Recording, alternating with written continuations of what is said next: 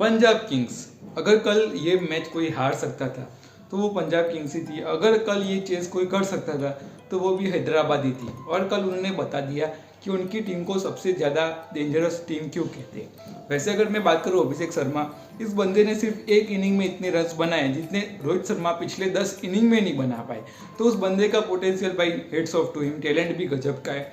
लेकिन कल हुआ क्या देखो, कल टॉस जीते अपने श्रेयस अय्यर और उन्होंने चुनी बैटिंग। और ये डिसीजन मेरे को लगता है कहीं ना कहीं हैदराबाद की बैटिंग को ध्यान में रखते हुए था, क्योंकि ये हैदराबाद की batting in Hyderabad is very dangerous. अगर आप उनको पहले बैटिंग का मौका देते हो तो आपकी मौत को आमंत्रण देना के बराबर ही है। इसलिए मेरे को लगता है कल अय्यर जी ने सही डिसीजन लिया। सबसे पहले तो अगर मैं बात करूँ उनके ओपनर्स, दोनों ओपनर्स ने 3 ओवर में 71 रन बना दिए। ऑलमोस्ट उनका डिसीजन जो उनके कप्तान ने लिया था बैटिंग का वो सही साबित करते हुए। उसके बाद हर्षल पटेल आते, पहला विकेट चटकाते, लेकिन उसके बाद भी उनकी रन रेट कम नहीं हुई। श्रेयस अय्यर आए, उन्होंने भी 82 रन भी 36 बॉल में मारकर वो उनकी जो पेस ऑफ द इनिंग थी वो संभाल कर रखी। बीच में कहीं कम हुए वहाँ जहाँ पे नेहल वगैरह वो थोड़े स्लो खेल रहे थे। जहाँ पे बात करूँ ग्लेन मैक्सवेल वो जल्दी आउट हो गए, लेकिन प्रभ सिमरन और श्रेयस अय्यर ने जो पारी खेली थी वहाँ पे उन्होंने इतनी तो पंजाब किंग्स को स्टेबल बना दी थी कि वो 200 के नीचे तो कैसे तैसे करके भी आउट नहीं होंगे।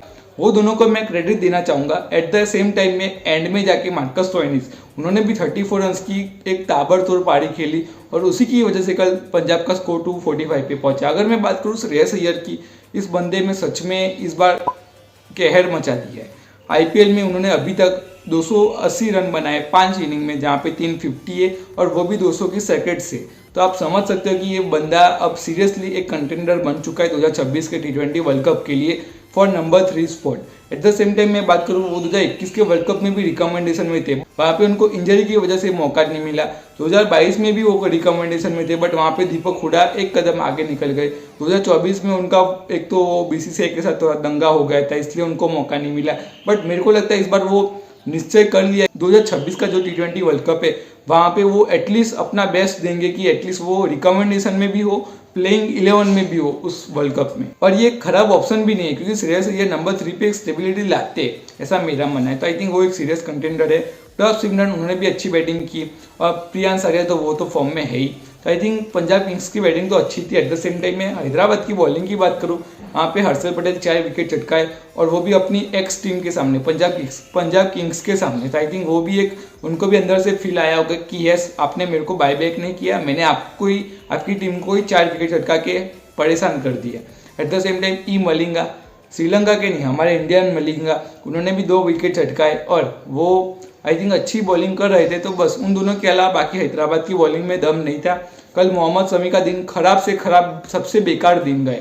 4 ओवर में 75 run, second highest expensive over in IPL history. पहले नंबर पे अभी भी जोफ्रा जी, लेकिन कभी कभी होता है। कल तो वैसे भी इंडियन पेसर्स के लिए दिन खराब था। एक तो मोहम्मद सिराज भी पिट गए, कल वो भी पिट गए, मोहम्मद शमी भी।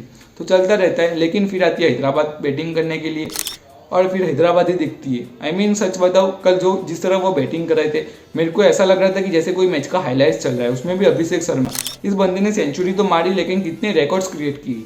3rd highest individual score in IPL history. पहले नंबर पे Chris Gayle and Brendon McCullum है, बट 3rd नंबर पे वो आ गए।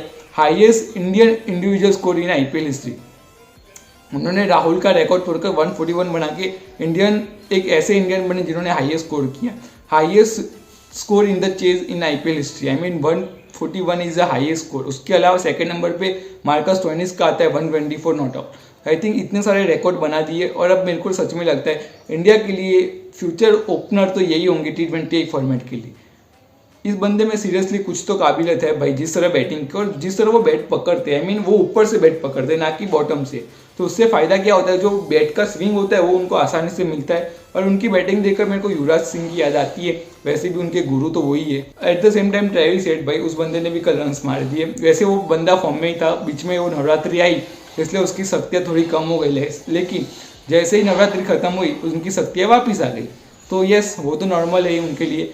बट कल उन्होंने जो एक चेंज किया वो हेनरी क्लासन को नंबर 3 पे भेजा, ईशान किशन को नंबर 4 पे। आई थिंक वो देख रहे थे कि हेनरी क्लासन कैसा परफॉर्म करते हैं और उन्होंने भी ठीक ठाक फिनिश किया। दोनों ने अच्छा ही फिनिश किया, लेकिन वहाँ तक मौका ही नहीं आने दिया ओपनर्स ने। तो आई थिंक ये अच्छी बॉलिंग की। ऐसा नहीं था कि पंजाब के पास मौका नहीं था, चहल ने एक मौका बनाया था अभिषेक शर्मा को आउट करने के लिए अपनी बॉल पे, बट वो कैच नहीं कर पाए। उसके अलावा हरदीप सिंह उन्होंने कल अच्छी बॉलिंग की। अगर आपकी टीम 245 चेस करवा रही है, लेकिन अगर आपने 9 ओवर की इकोनॉमी के रेट पे अगर आप बॉल डालते हो और उसमें भी एक विकेट चटकाते हो, वो भी सेंचुरियन का, तो आपको भाई कुडोज टू हिम ऑल्सो। चहल ने एक विकेट चटकाया, लेकिन बहुत यानी बहुत महंगे साबित हुए। वहाँ तक उन्होंने गेम ही खत्म कर दिया था। आई थिंक वहाँ पे थोड़ा वो फंस गया। अदरवाइज पंजाब किंग्स की टीम इतनी भी खराब नहीं है, लेकिन उनकी कमजोरी एक ग्लेन मैक्सवेल है। उस बंदे का फॉर्म सीरियसली एक कंसर्न बन चुकी है पंजाब किंग्स के लिए। सनराइज हैदराबाद यहाँ से वो टेबल टर्न्स कर सकते हैं, अब यहाँ से वो क्वालिफाई भी कर सकते हैं। अगर मैं मानूँ तो 14 मैच के खत्म होते होते उनका पॉइंट्स टेबल या तो नंबर 4 या नंबर 3 होगा, या तो नंबर 5। वो नंबर 9 10 पे तो फिनिश नहीं कर रही है टीम, मैं 100% कहता हूँ।